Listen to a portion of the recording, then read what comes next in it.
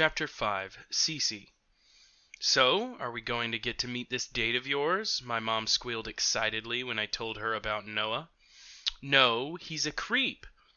Mel had gotten angry the moment I started talking about my date. My mother Denise, father Mitchell, younger brother Joshua, Melissa, Oliver, and myself were all gathered around the dining room table at our parents' house. Every Sunday we had all gotten together for a family breakfast. Oliver was like family, so he was always invited. Our parents were both very busy people, with our mother being our town's mayor and our father being the chief of police.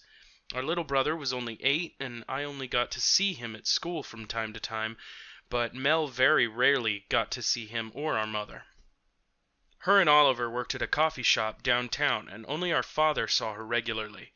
He couldn't function a day without coffee, and Mel's coffee was his favorite.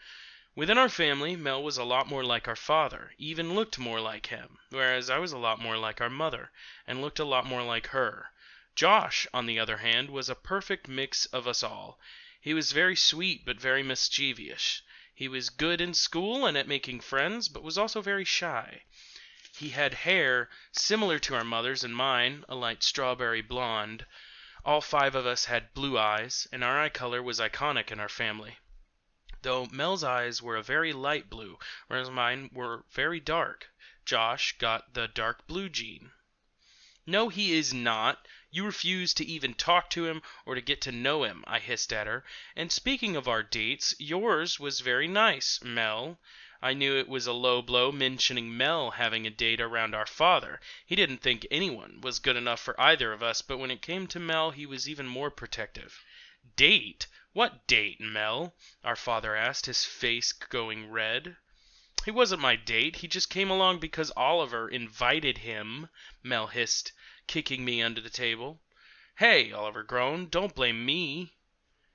"But you know how much he likes you. It's obvious." I stoked the fire, Oliver slouching in his chair to hide from our father's furious glare.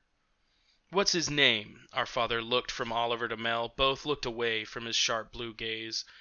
"His name is Colton. Mel, what did you say his last name was?" I answered for her. "Cece, stop," Mel growled between gritted teeth. "Collins, that's what it is. Colton Collins. Very cute," I teased. "Oh no," Oliver hid his face in his hands. "Wait, is his mother Lisa Collins? Is he part of our coven?" our mother asked in surprise. "Yes, he is, and before either of you say anything," she pointed from our mother to our father, "remember that I am a 24-year-old woman and can spend time with whoever I want." "Of course you can, dear. I was actually going to say that Lisa is a lovely lady. I've only met Colton once, when he was very young." "Oh no, I know him personally, and he gets into trouble with the law even more than you do," our father roared. "He works in that sleazy bar, and he's a drunk. Oliver, I expect you to keep my girls away from such trouble, not invite it out with you." Oliver slouched lower, partially hiding himself under the table. "He didn't seem that bad," Oliver whispered. "He didn't drink once while we were with him," I said to our father, backing Oliver. "I hadn't meant to get him in the doghouse, just Mel. Maybe he's changed his ways. I like him a lot." "People don't change, Cece. You'll learn that eventually." Our father lowered his voice. "That just isn't true." I shook my head. I firmly believed that people could change. Before our father could reply, my phone's alarm went off. I had so many chores to do before I could get ready for my date. "Oh, how is it 11 already? I have to go finish chores." We had all finished eating around 10, but we had been sitting around talking since then, except Josh, who had run off to play video games. "Are you really going out with him?" Mel asked. "Yes, Mel, I am. I like him. Thanks for the breakfast, Mom. I'll see you guys next week." "I want to meet him," my father called after me as I hurried out of the house. "Next time, I promise. Love you," I called behind and waved. To my surprise, Oliver followed me out. "Can I help?" he asked. "You don't have to, but I wouldn't mind the company." I smiled at him as we walked to the house Mel and I lived in. "Mel." As soon as Cece and Oliver were gone, I slowly stood from the table. "Well, it's been nice and all, but I'm gonna go head back to the house," I said with a forced smile. "Oh, no you don't. We need to talk about this boy and this date you're on." "Mel, I thought you had better sense than that," my father said as he also got up from the table. Dad, it wasn't a date, and he also wasn't so bad, I said, turning away. I hate saying it, but I have to agree with Cece on this one. He's not a bad guy, just weird, I added as I headed for the door. Wait. Melissa, we still haven't talked about your big scene you made behind the coffee shop. How many times must I tell you to behave yourself? My mother asked, and I could feel her glaring daggers in my back. If looks could kill, I would have been dead years ago. Yeah, no need to repeat yourself, Mom. I'll do my best next time, I told her before darting out the door and back to my own home. It would be a nice escape from both conversations. I headed inside to find Oliver, so I could confide in him my feelings about Noah. That creep had his claws in my sweet sister, and I did not like it. I walked in to find Oliver and Cece giggling in the living room. Oliver was vacuuming and Cece was making vacuuming puns. Wow, this chore really sucks. They laughed together. Ew, I groaned, but they couldn't hear me over the machine. Guess I wasn't going to be confiding in my best friend. I bypassed them, heading upstairs to my messy room, and fell into my bed. I could feel the worry eating at me, and it was annoying. Then my anxiety was interrupted by my fat orange fluff ball, Yo-Yo, hopping up onto me. He huffed and curled up by my feet. Yo-Yo was my familiar. He was a lazy and fat cat with attitude. I liked him most days. Are you here to comfort me, or just to hug my bed, you lazy ass? I asked. He responded with a groan and rolled onto his back. Hogged the bed. Got it, stupid cat. I rolled my eyes. How did I stop this? I placed my hand over my chest. My heart felt heavy and was sinking down into my stomach. I hadn't been able to shake this feeling since the night we met Noah. That look on Oliver's face just made it worse. Was it all in my head? Was I just being childish because it wasn't Oliver she chose? No, I refused to believe that. I just needed someone else to see it too. That creep was weird. That was when my phone rang. It sat on the pillow beside my head. The screen lit up, showing a number I didn't know. What the hell? I mumbled. I snatched up my phone, irritated. I swear to God, this better not be a spam. Do you assholes have anything better to do? Nope. Guess again. A familiar, smooth voice sang out from the other end of the phone. It was almost like he was whispering in my ear, and I shivered a bit. Colt, how did you get this number? I asked darkly. Oliver. He's a real pal, Colt replied, and I could hear him grinning from ear to ear. I'm hanging up now. Hey, wait. Is something bothering you? He asked. His tone was serious now. No, I replied a little too quickly. Come on now. It hurts when you lie to me, he responded quietly. Well, I wanted to talk to someone about this whole mess. It was better than stewing in my own jumbled thoughts. If you really want to know, it's about that Noah guy. The one we met, I confessed. Oh, him? Why does he bother you so much anyways? He asked. He just does. He's too perfect. He's attractive, a doctor, really nice, a gentleman, and older. Hey, don't count me out just yet. I could be all those things for you if you wanted. He chuckled softly. I rolled my eyes and shook my head. Now was not the time. My point is, he is a whole package, and it's weird, I hissed at him. Are you sure it's weird, and you aren't just upset because Oliver is your best friend? He questioned. Damn it. That's what I had thought too. Was he in my head already? That weirdo. What are you saying, that I'm wrong? I asked, gritting my teeth defensively. No, I'm saying that you don't have any proof besides a feeling, your natural instinct. It's good to trust your gut smell, but think about it. Does your sister seem happy? He asked. I thought for a moment. Happy. Did she seem happy? She had been smiling and chatting excitedly about him during breakfast with the whole family. She wanted everyone to meet him, and she got irritated when I brushed him off. Well? He asked, waiting for an answer. Yes, I mumbled. Okay, and has he done anything to harm her or your family?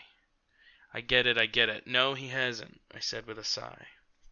I'm not saying you're wrong, Mal. I'm saying that you have to think rationally on this one.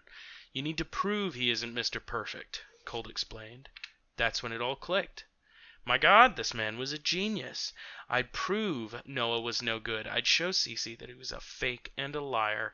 I'd get the proof I needed. Ah, I see what you're saying now. I just need proof, I said, standing to my feet. Yeah. Anyways, the real reason I called is to ask if you... I cut him off. No time. I have to go. Thanks. Bye, I said, and hung up on him. I was glad I hadn't changed out of my clothes. I was going to get Oliver and talk to him.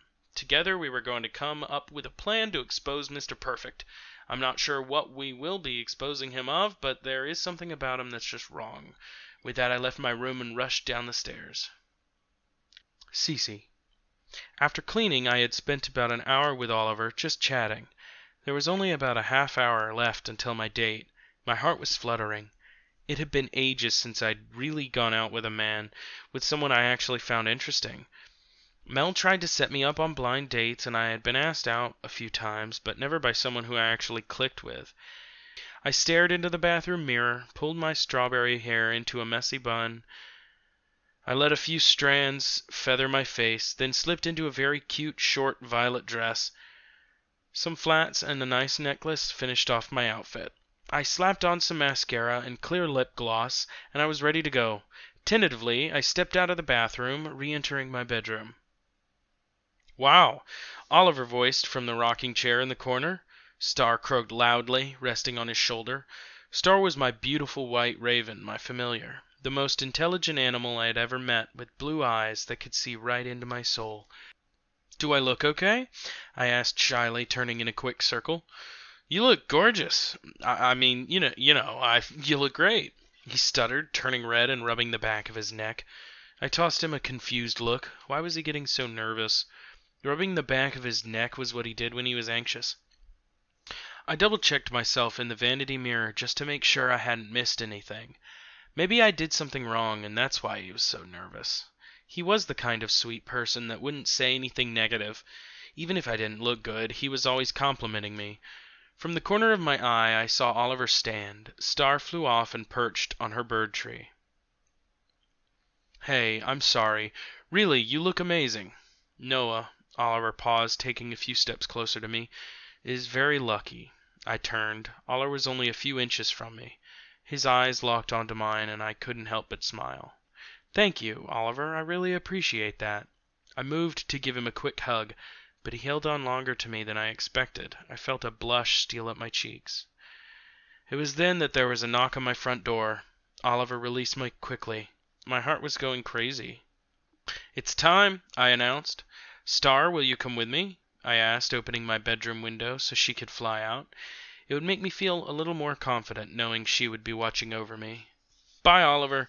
Thank you for the help today." I left my room, lightly bounding down the steps. When I opened the front door, I found a well-dressed, well-groomed, and very handsome Noah waiting for me. "You look lovely," he exclaimed, his dark eyes lighting up. "Thank you. And you're looking very dashing as well." "Thanks. Are you ready to go?" "I am." I stepped outside, locking my door, and took Noah's extended hand. He led me to his fancy sports car and opened the door for me. "Thank you." I blushed and slid in. When I looked up, I saw Oliver and Mel both staring out the window of Mel's room. I waved, and Mel scowled. Noah walked to the driver's side and buckled in. "I hope you like Italian." "I do." It only took a little while to get to the restaurant, and wow, was it fancy. The first thing I noticed was Star perched on one of the tall trees across the street from the restaurant. Then I noticed how crazy the line was, which of course worried me. "Are we going to be able to get in tonight?" "Of course," Noah replied. "I made reservations." "Oh, good." I clutched my purse, and as soon as the car was off, I jumped out. I was so excited. There was nothing I could do to keep the smile off my face. We were seated as soon as we got in. It almost seemed like the waitress knew Noah. The chairs were so fluffy when I sat down I sank into pure comfort. The chair was more comfortable than my own bed. When I opened the menu, I almost had a heart attack. The prices were outrageous. There was nothing affordable, so when the waitress came back around with our drinks, I ordered the cheapest salad on the menu. "Come now, that won't fill you up. Get something more. The dinner's on me," Noah persisted. "Well," I paused, my brow furrowing. "If you insist," I decided on a nice pasta. "How long have you been teaching?" Noah asked after the waitress left. "Since I finished college. I love children and my job, I admitted. I've always wanted a family, too. I could just never really find the right woman. Really? Most men won't admit that on a first date. My eyes found their way to his. I feel like I've known you forever. You're so kind and down to earth. I don't think I could scare you away that easily, he admitted with a pearly white smile. That's true. I'm not easily frightened, especially by someone who has similar dreams to my own. We continued to talk and get to know each other all night. Even after we ate, we ended up staying in the restaurant chatting up until it closed. Would you like to continue this conversation at my home? Noah asked. I wish I could, but I think it's best if I get some sleep. Tomorrow's Monday, and I have a class full of excited children, I reasoned. The night had been just so wonderful that I didn't want it to end. Noah was perfect in every way. Smart, funny, charming. And on top of all of that, he was such a gentleman. You're right. He drove me home, and after that, of course, walked me to my front door. I hope you'll come out with me again soon. He gazed into my eyes as we stood on the porch. Any time. Thank you for such a wonderful evening. I felt my heartbeat take off as he leaned forward. Was he going to kiss me? His hand rested on my shoulder, and his lips touched my forehead lightly. Good night, Cecilia, he whispered, his hot breath sending shivers down my spine. Good night, I whispered back. He released me, and I could hardly bring myself to go inside, but I managed to make it inside and go to my room. This had easily been the best date of my entire life. He was perfect, and I was the luckiest woman in the world. He made me feel like a teenager again. I slipped into my pajamas and flipped off the light. My bed was warm and comfortable. After a great night like this, it was easy to let sleep consume me. Noah even found his way into my dreams. Mel. Oliver stood at my window, looking out. I could see his shoulders slumped and his head lowered. He looked like a sad puppy, and it was kind of gross. I had moved over to sit on the edge of my bed. Yo-Yo was still in his spot, sleeping and uninterested. Will you stop pouting? I sighed. I just want to go home, he mumbled, turning away from the window and heading towards the door. I got to my feet and blocked the doorway before he could run from me. Oh, no, you don't. You're going to talk to me, Ollie, I said. There's nothing to talk about, he groaned as he half-heartedly tried to push me aside. Fine, then just listen. Oh, no, what? I don't want to hear it, Mel, he grumbled. Well, too bad. Listen, I want to spy. I want to dig up some dirt, I spoke with a confident smirk. On who? Oliver asked, looking to me, confusion written clearly across his face. On Mr. Perfect, I simply stated. Mr. Perfect? Oliver looked confused only for a moment longer. Oh no, Mel. I will not be dragged into this mess, he expressed, pointing at me. You are so on your own. He turned away, crossing his arms. Oh, come on. You have to admit he is too perfect, and it's weird, I explained. Oliver groaned and shook his head. It's not weird, Mel. People are different and they have different traits. Yeah, but he's too perfect. Everyone has flaws. That's what makes someone human. He even has perfect teeth, Ollie. Perfect teeth, I yelled. Oh my God, Mel. So does Cece. Just because he seems perfect doesn't mean he is, he hissed, turning on me now. Yeah, but don't you want to find out? Don't you want to make sure that the person you care about is in good hands? I asked. She's a grown woman. She can make her own choices, he mumbled, turning away again. Yeah, but you know how sweet she is. He could be deceiving her. Think about it. He singled her out in the dance club, and he knew her name, I explained as we stood face to face now. Yeah, but who in their right mind would forget someone like Cece? He shot back, avoiding my eyes. Gross. Even while upset, he still thought she was perfect. Look, this is going to go one of two ways.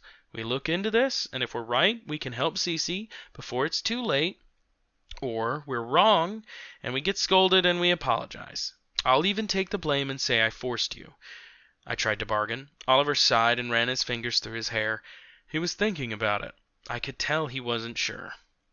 Oliver, listen, I've been getting weird vibes, and I'm worried about her. Please, as my friend, help me.